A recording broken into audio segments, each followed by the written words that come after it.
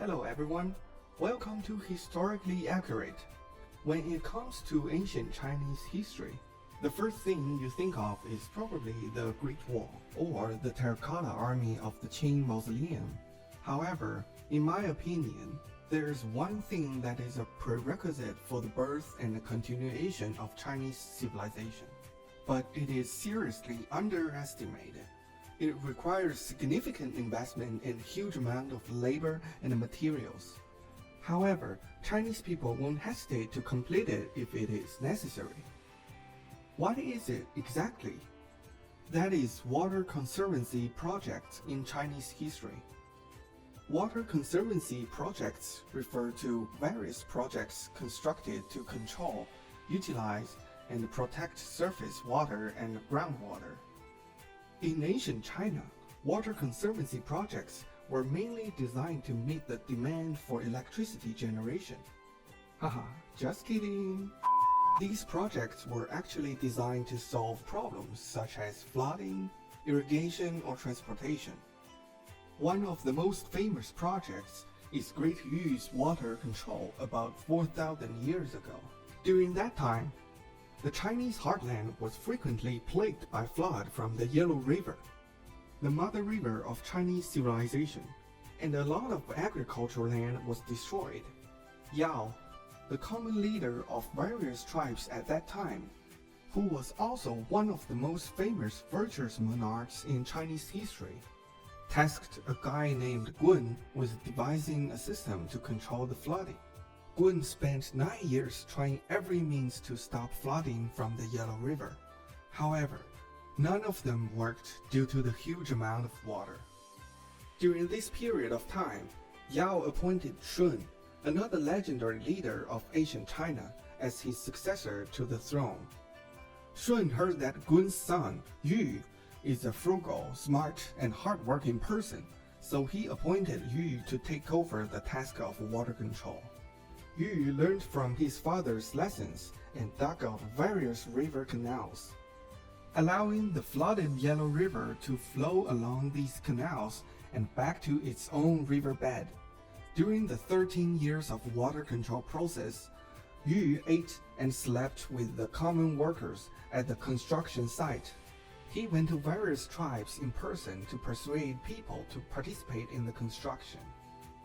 Yu passed by his own home 3 times in his business trips, but he never went in to meet his family, because he refused to rest before the flooding is under control. This is a very famous story in Chinese history.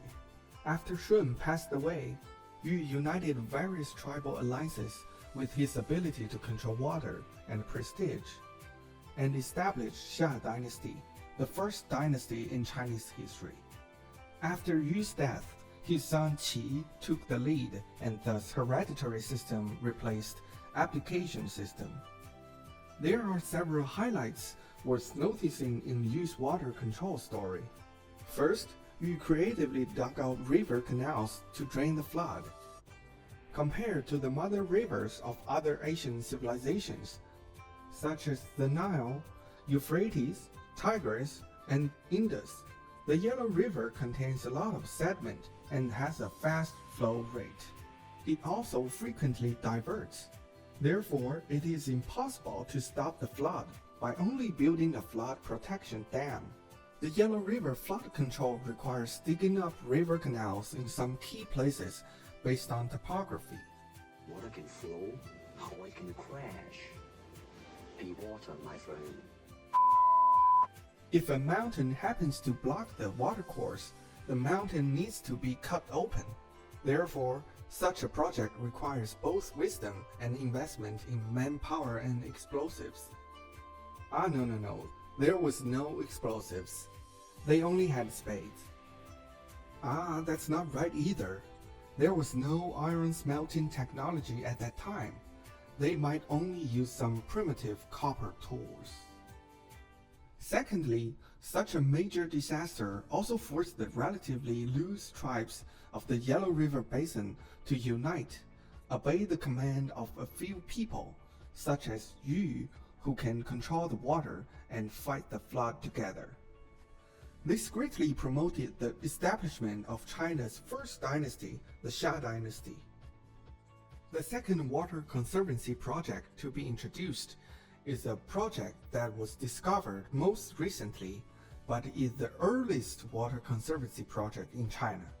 Liangzhu Ancient City Peripheral Water Conservancy Project. To introduce this project, we must first talk about the Liangzhu culture that built this project. The Liangzhu site was discovered near the Yangtze River Delta in China. Liangzhu culture dates from about 5,300 years ago, which is more than 1,000 years before the Xia dynasty. The unearthed cultural relics show that Liangzhu people had advanced farming skills and had been able to make exquisite pottery, stone implements, and jadeware. In addition, a plurality of permutations and combinations of symbols were found on these utensils. Compared with the oracle bone script in the Central Plains 2,000 years later, these symbols cannot be regarded as words in the strict sense, but they are indeed the embryo of words of Liangzhu culture. Abundant water resources, large-scale farming, and ancient city ruins, these factors can almost lead to the conclusion that Liangzhu people must have the ability to establish water conservancy projects. As expected, in 2015, researchers discovered a large and complex water conservancy system north and west of the ancient city of Liangzhu. This water conservancy project had multiple functions, such as flood protection, irrigation, and shipping. Liangzhu people used 2 levels of dams to store a large amount of incoming water in valleys and lowlands to achieve flood control. Reservoirs formed by the stored water formed a water transportation system linking multiple valleys. Being able to build such a complex and huge project demonstrates that Liangzhu people had high social mobilization capabilities and were extremely intelligent in planning and reforming their water resources. Liangzhu people were so powerful, but why did they disappear in the end? It is speculated that there were probably huge inland flood and transgression, which even their water conservancy system couldn't withstand. As a result, the Liangzhu people were forced to leave their homes. One group of them migrated to the north and might have integrated into the Chiyou tribal alliance and participated in the decisive battle with the emperors Yan and Huang in the Central Plains. In the future, if I have a chance, I will tell you the story about emperors Yan and Huang and Chiyou. The third water conservancy project is a very magical project. It can automatically adjust the amount of irrigation water during the dry and rainy seasons without using a dam. I don't give a damn. And it can also automatically discharge sediment. You might think, what's difficult about this? Then I want to tell you that this project was built by Li Bin and his son, who lived in the state of Qin 2,300 years ago during the Warring States period. The name of this project is Jiang Yan. Yes, the state of Qin was the predecessor of the Qin dynasty that later became the first unified empire in Chinese history.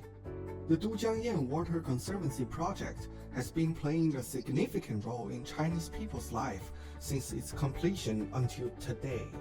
Seeing this group of shots, you may ask, where's Jiang Yan? Yes, I also asked this question when I went to Jiang Yan for the first time in 9th grade. What you think of Jiang Yan might be like this, or like this. Actually, it looks like this. Why is it so special? Let's take a look. The Jiang Yan project consists of 3 parts. The first part is the artificial constructed fishmouth diversion levee, which diverts the Minjiang River in 2. The outer river discharges flood and sediment, and the inner river diverts water and irrigates. The second part is the flying sand weir built under the diverting levee to discharge excess flood and sediment from the inner river into the outer river. The third part is the artificial water inlet of the irrigation channel, the bottleneck canal. All irrigation water from the inner river flows to the Chengdu plain through the bottleneck canal and nourishes the land. When there is less river water, 40% of the river water flows into the outer river, and 60% flows into the irrigation area of the inner river. During a flood, 60% of the river water flows into the outer river, and only 40% flows into the inner river. If the 40% water intake is still too large, the narrow bottleneck canal can prevent the flood from overflowing. The remaining floods were forced over the flying sand weir and discharged into the outer river. This will protect the Chengdu plain from the threat of floods. So how does Jiang Yan automatically discharge sediment? Let's go to the riverbed and take a look at the sediment discharge machine that aliens gave to Li Bing and his son. Haha, I'm just kidding. The actual principle is very simple. Because the project was built on a curved path, the inner river is on the concave bank and the outer river is on the convex bank. According to the curved water flow law, the surface water flows to the concave bank and the bottom water flows to the convex bank. Therefore, most of the sediment and stones washed down by the flood will follow the bottom water to the outer river. As for the sediment and stones that enter the inner river, most of them will also flow to the outer river through flying sand weir. As a result, only a very small portion of the sediment and stones is deposited in the area of Fengxiwo, which is in front of the bottleneck canal. This prevents a lot of sediment and stones from entering the irrigation area. This curved water flow model can well demonstrate this principle. Finally, let's talk about the canal. A canal is a waterway constructed by humans. In ancient China, the original function of the canal was to transport troops and food. Examples are Liangzhu, built during the Qing dynasty, that connects the Yangtze River and the Pearl River, and the Grand Canal, built during the Sui dynasty, a 1,800 kilometers long super canal that connects southern China and northern China. These canals are like highways, connecting natural water networks across China and promoting trade, business, and cultural exchanges when the road transport system was underdeveloped. Especially the Grand Canal, even though in order to build it in a short period of time, the Sui dynasty consumed too much national power and soon collapsed. The surrounding area of the Great Canal has developed vigorously since its completion, thanks to its strong transportation capability. There are many other water conservancy projects in the history of ancient China, but we will not talk about them in this video due to time limit. In general, these projects are the cornerstone of Chinese farming civilization. Reconstructing nature, using nature, and living in harmony with nature as needed may be the way of survival of the Chinese farming nation.